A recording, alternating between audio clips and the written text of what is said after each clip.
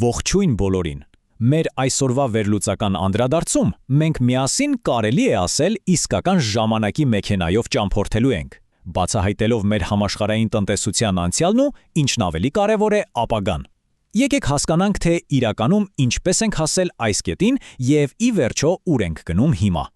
Եկեք միանգամից սուզմենք թեմայի մեջ մի պարզ, բայց ապշեցուցիչ փաստով։ Միայն Apple ընկերության շուկայական արժեքը գերազանցում է $2 տրիլիոն։ 2 տրիլիոն։ Պարզապես մի վայրկյան պատկերացրեք այս թիվը։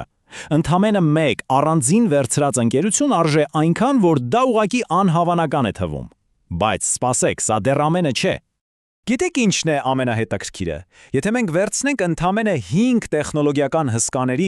Apple-ի, Microsoft-ի, Amazon-ի, Alphabet-ի եւ Facebook-ի ընդհանուր շուկայական արժեքը, կտեսնենք, որ այն հեշտությամբ ուղղակի գերազանցում է այնպիսի հսկայական պետությունների ամբողջ համախառն ներքին արդյունքը, ինչպիսիք են Բրազիլիան, Կանադան եւ Ռուսաստանը։ Անհավանական է, չէ՞։ Ընդամենը 5 կորպորացիա ավելի հզոր ֆինանսական կշիռ ունեն, քան ահռելի ռեսուրսներ ունեցող մի ամբողջ խումբ պետություններ։ Որպեսզի իրականում հասկանանք այս ֆենոմենը, մենք այսօր կքննարկենք համաշխարհային տնտեսության ձևավորումը, դրա զարգացման 4 պատմական փուլերը, ճյուղային կառուցվածքը, կխոսենք այսօրվա թվային հսկաների ու միտումների մասին եւ իհարկե կանդրադառնանք կանաչ տնտեսությանն անցմանը։ Եվ այսպես, կետ առաջին՝ համաշխարհային տնտեսության ձևավորումը եւ հիմնական հասկացությունները։ Եկեք հասկանանք այս հսկայական մեխանիզմի աշխատանքի հիմքերը։ Իրականում գլոբալ տնտեսությունը կարելի է պատկերացնել որպես ազգային տնտեսությունների մի հսկայական, սարդոստայինի պես խճճված ցանց։ Դրանք բոլորը միմյանց հետ սերտորեն կապված են առևտրով ու աշխատանքի միջազգային բաժանմամբ։ Ու այստեղ առանցքային դեր ունեն վերազգային կորպորացիաները, այն խոշոր խաղացողները, որոնք արտադրում ու վաճառում են իրենց ապրանքները միաժամանակ տասնյակ երկրներում, փաստացի ջնջելով դասական աշխարհագրական սահմանները։ Անցնենք երկրորդ կետին՝ զարգացման 4 պատմական փուլերը։ Հետաքրքիր է, թե ինչպես ենք մենք հասել մերօրյա իրականությանը։ Տնտեսագետներն ու պատմաբանները սովորաբար առանձնացնում են 4 հստակ ժամանակագրական փուլ, որոնց միջով կոփվել ու ձևավորվել է մեր ժամանակակից տնտեսությունը։ Ամեն ինչ սկսվեց 19-րդ դարի վերջերից, անցնելով փորձությունների ու հեղափոխությունների միջով մինչև մեր օրերի այս գերինտեգրված աշխարհը։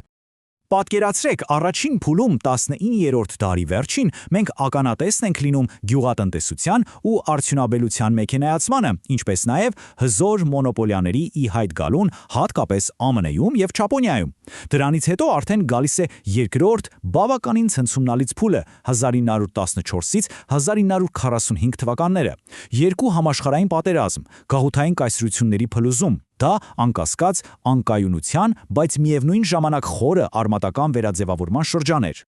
Իսկ ահա արդեն երրորդ եւ չորրորդ փուլերը կարծես բացեցին դռները դեպի մեր ժամանակները։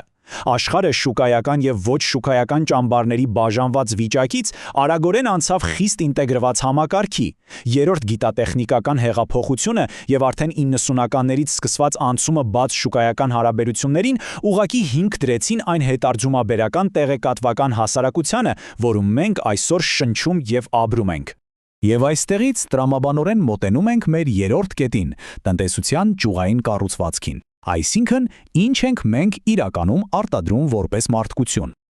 Տեսեք, մարդկային աշխատանքի բնույթը հսկայական էվոլյուցիա է ապրել։ Մենք սկսել ենք ագրարային հասարակություններից, հիմնված ծանր ձեռքի աշխատանքի վրա։ Հետո դարձանք արդյունաբերական հզորություններ, որտեղ արդեն թագավորում էին հաստոցներն ու զանգվածային արտադրությունը։ Իսկ հետո մենք մի մեծ թռիչք կատարեցինք դեպի այսօրվա հետարդյունաբերական դարաշրջան։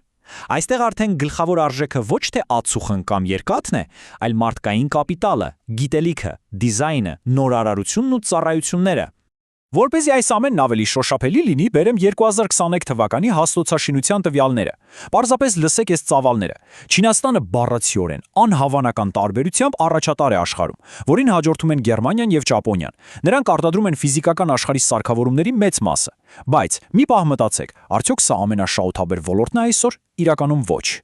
Հենց այստեղ է, որ պետք է անցնենք 4-րդ կետին, թվային հսկաներին եւ արդի միտումներին։ Վերադառնում ենք մեր օրեր։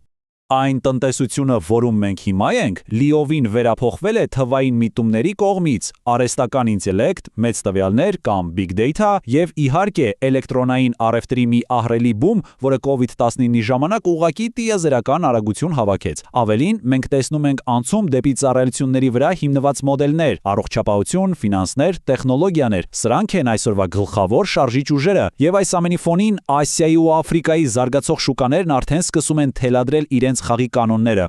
Բայց գիտեք, կա մի շատ հետաքրքիր նրբերանգ։ Չնայած նրան, որ գլոբալիզացիան ուղղակի պայթյունավտանգ աճ ունեցավ 90-ականներին ու 2000-ականների սկզբին, վերջին շրջանում մենք ականատես ենք լինում դրա լճացմանը։ Ինչու՞։ Շատ պարզ։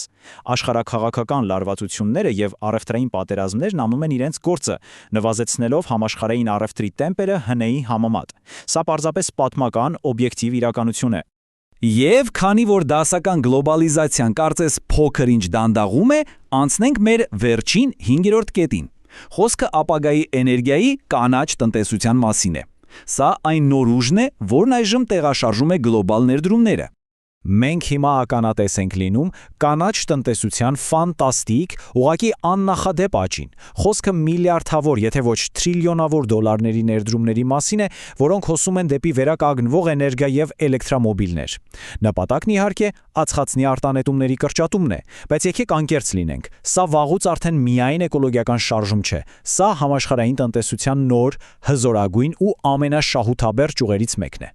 Թվերն ապշեցուցիչ են։ Վերականգնվող աղբյուրներն այսօր արդեն ապահովում են գլոբալ էլեկտրաէներգիայի գրեթե 29%-ը։ 29%։ Եվ այստեղ անվիճելի առաջատարները արևային եւ քամու էներգիաներն են։ Պարզապես պատկերացրեք, թե ինչպես է այս փաստն ինքնին փոխում աշխարհի ուժային կենտրոնները, որոնք տասնամյակներ շարունակ կախված էին բացառապես նավթից ու գազից։ Սա խաղի կանոնների լուրջ փոփոխությունն է։ Այսպիսով, ամփոփելով մեր այսօրվա անդրադարձը, ես ուզում եմ ձեզ թողնել մի շատ կարևոր բաց հարցով։ Եթե ավանդական միջազգային ինտեգրումը դանդաղում է, բայց փոխարենը արհեստական ինտելեկտն ու մաքուր էներգիան աճում են լույսի արագությամբ, ինչ նոր գուցե դեռևս աներևակայելի իրականություն կբերի մեզ համաշխարհային տնտեսության 5-րդ փուլը։ Սա մի հարց է, որի պատասխանը մենք վստահաբար կտեսնենք մեր իսկ աչքերով առաջիկա տասնամյակներում։ Շնորհակալ եմ, որ միացաք մեր այս վերլուծական ճամփորդությանը։ Մինչ նոր հանդիպում։